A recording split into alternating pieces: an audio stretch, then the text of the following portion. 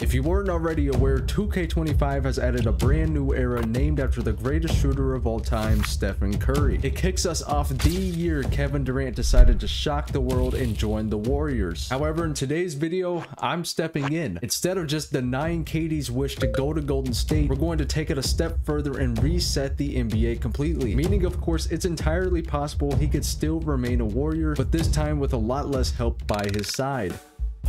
After the fantasy draft is completed, he ends up landing in Los Angeles, joining the Lakers. His three other teammates, Steph Curry, Klay Thompson, and Draymond Green, are of course playing for various other teams as well. But some other notable players to go over are LeBron James heading to Orlando, Kawhi Leonard in Indiana, James Harden gearing up for the Bulls, and Giannis Antetokounmpo starring in Brooklyn. As you can see here, we have Russell Westbrook in OKC. Kyrie Irving has returned to Boston, but in this universe, it's actually his first time playing for them. Karl Anthony Towns is still a Timberwolf, which is kind of ironic since he was just traded to New York. Now, really quickly going over some more of the league's best, we have Raptors legends Kyle Lowry and DeMar DeRozan in Washington and Golden State. Jimmy Butler is a Milwaukee Buck, while Anthony Davis replaces LeBron in Cleveland, and Paul George is a Memphis Grizzly. I would just like to mention that we have a lot of great talent in the league right now, so it's somewhat difficult to go over everyone without this video getting super boring. So here are some more players being shown on screen.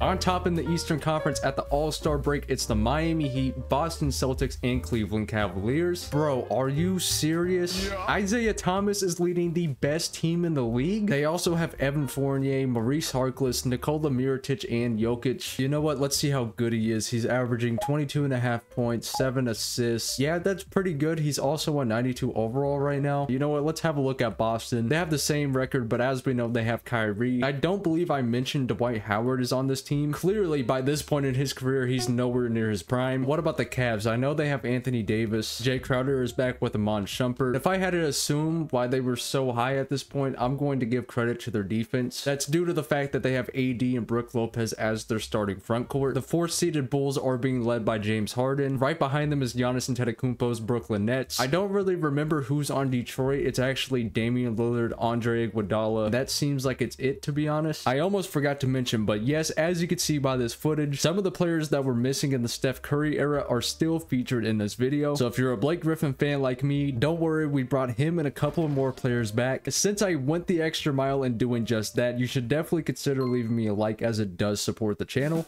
As always, we gotta see who's sitting at the bottom of the conference. In the East, with only 9 wins and 47 losses, we have the Atlanta Hawks. Just based off of the starting 5, this is definitely not a shocker to anyone. When Draymond Green is your franchise player, probably gonna have a couple of problems. His shot tendency is super low, so he's only averaging around 9 points per game, which means they're gonna have to rely on a rookie Joel Embiid to score for them. But man, this is a really bad basketball team. Heading over to the West, we have the San Antonio Spurs, Sacramento Kings, and Utah Jazz. The highest rated overall for these teams are DeMarcus Cousins, Blake Griffin, and Gordon Hayward. I kind of want to focus on some of these middle of the pack rosters. The Grizzlies have Derrick Rose and Paul George. Denver's making a lot of noise with Eric Bledsoe and Klay Thompson. It's nice to see the Houston Rockets might make the playoffs because they're being led by Kemba Walker. But you know what? I'm kind of curious to see who's sitting in 15th place. This time around, it's my Los Angeles Clippers yet again. I'm pretty sure they were the worst team in the league in a previous video. Kind of sucks that it happened again because this is my team. I definitely understand why they're bad. Their 2 best players are Mike Conley and Paul Millsap. Don't get me wrong, they're great players. I just personally wouldn't want them running my team. We got a couple of former Clippers and JJ Redick, Gallinari, Marcus Morris, and Sean Livingston.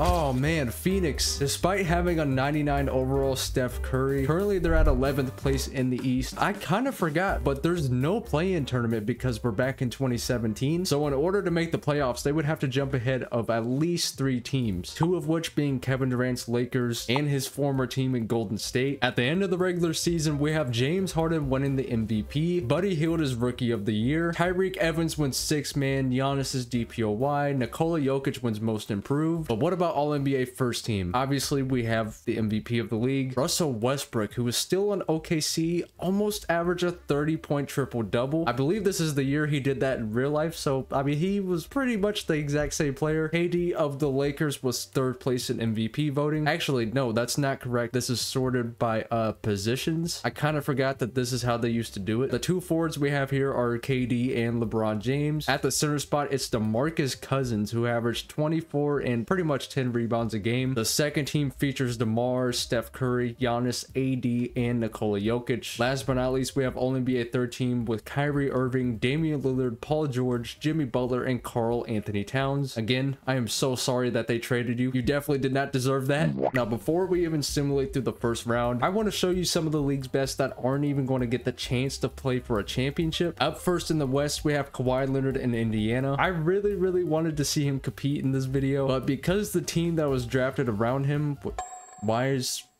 hold on. It has just come to my attention that there are 2 Serge Ibakas in the league. Luckily, only one of them made it to the playoffs, so I don't know. Do whatever you want with that information. Anyways, Orlando, as we previously went over, these guys have LeBron James. And they didn't do anything with it. Maybe it was due to the fact that Ben Simmons was on the team. I don't know. You can blame him all you want. He also kind of does the same stuff as LeBron. So yeah, that's probably the reason why they suck so bad. In the West, we aren't going to be seeing any of Kemba Walker and Kevin Love. Same thing can be said for Russell Westbrook and Marc Gasol. So yeah, that's all I really wanted to go over. Our very first matchup in the Eastern Conference, we have Giannis Antetokounmpo's Brooklyn Nets going up against James Harden's Chicago Bulls. I really like this matchup. For one, there was somewhat of a period of time where these two players had beef. Second of all, they've never really competed against one another in a 7-game series. There was that time in 2021, but James Harden was hurt. So yeah, this is officially our first time seeing these two guys go head to head. In game number 1, it ends up going to the Greek Freak. Their first matchup, he had 36 points, 5 rebounds, and 5 assists. Up next, it's John Wall going up against Anthony Davis. Again, to my knowledge, I don't think we've ever seen these guys compete against one another in a playoff series. It's stuff like that that kind of makes videos like these really interesting. Speaking of the word interesting, this game was not that. John Wall led the charge with 25, 7, and 9 to get the victory. Over in the Western Conference, Klay Thompson's playing against his former team yet again. In my last video, we saw him doing the same thing, but as a Dallas Maverick, which because he's in his prime, he ends up steering his team to the win. Shortly after that, the Spurs, Kings, Bucks, Jazz, and Celtics all go up 1-0. At this point, every single team that's predicted to come out alive has won their first game. That is with the exception of the Isaiah Thomas-led Miami Heat. To get the dub, Jimmy Butler had 21, 7, and 10. After simulating a couple of games further, Brooklyn, Denver, and Utah are all up 3-0. I would have really liked to see the Beard make it past the first round, and he still has a fighting chance of doing just that, because in this elimination game, they do manage to stay alive. The same thing cannot be said about Golden State, as they have officially been eliminated.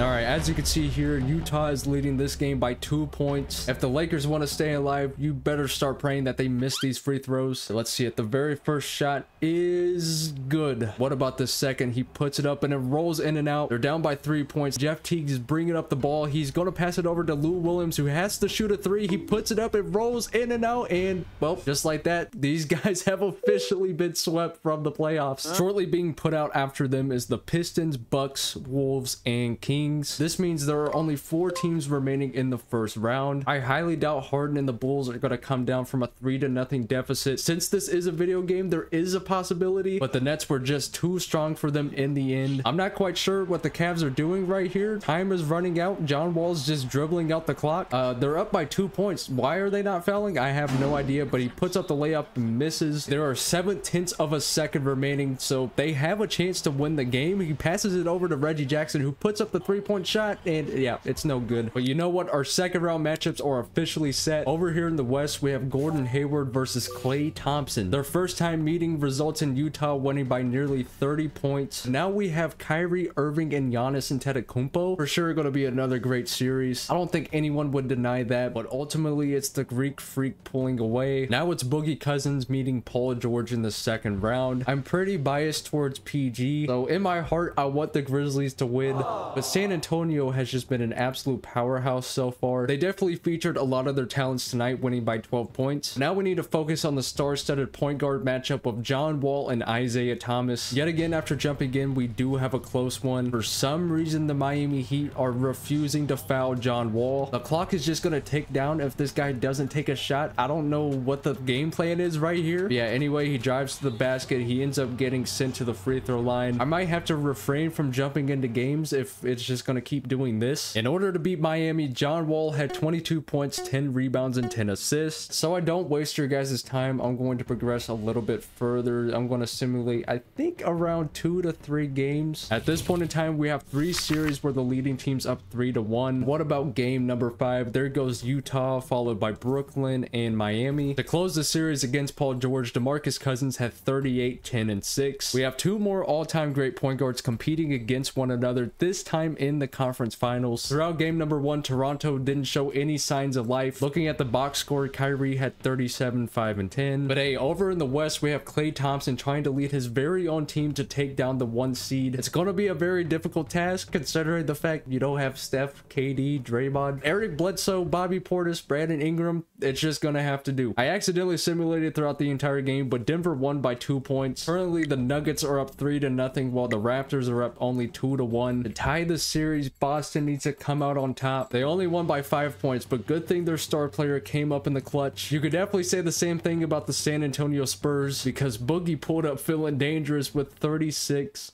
That's not 36. With 37, 10, and 0. Let's see if that performance was all for nothing. I'm going to simulate through this game, and there it goes. Yeah. They just got eliminated. They almost pushed it to 7 games, but the Raptors dropped 35 points in the 4th quarter to come back. And now our NBA Finals matchup is officially set. I'm definitely excited for this one because we have 2 guys that you would not expect to make it this deep. I'm sure off rip your expectations were Steph Curry, LeBron, KD, you know, guys like that to come into the finals. But no, we actually got a guy who's, for one, not even inside the game, and another who many consider to be somewhat of a role player.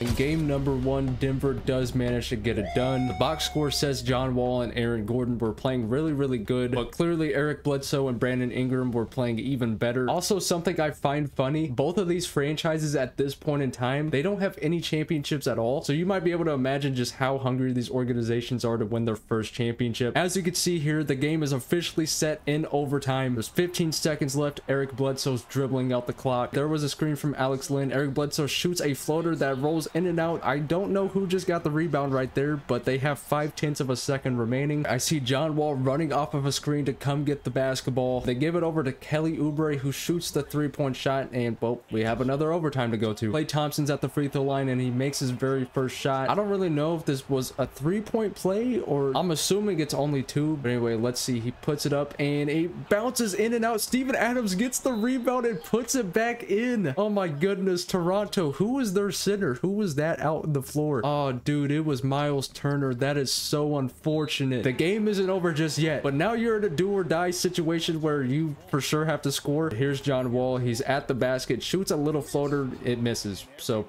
the game's over. The series is set 2-1 in favor of Denver. It would be kind of anticlimactic if they went up 3-0. Good thing that that's not what happened in this case. Game number 5 is officially underway. The Denver Chicken Nuggets come out on top with Klay Thompson's 34 points, 1 rebound, and 4 assists. A couple of days later, the North pushes this final series to 7 games. Now I'm praying we can jump in the last couple of seconds to a really competitive game, but it looks like that will not be the case, as the Denver Nuggets are officially NBA champions. They had to go through arguably one of the toughest roads to get here, and in the end, it's Eric Bledsoe winning the finals MVP. If you want to see more videos like this, be sure to check out my most recent upload. And that one, we traded every single starting point guard to a random team. But yeah, thank you guys so much for watching this video. I'll see you all in the next one. I'm out.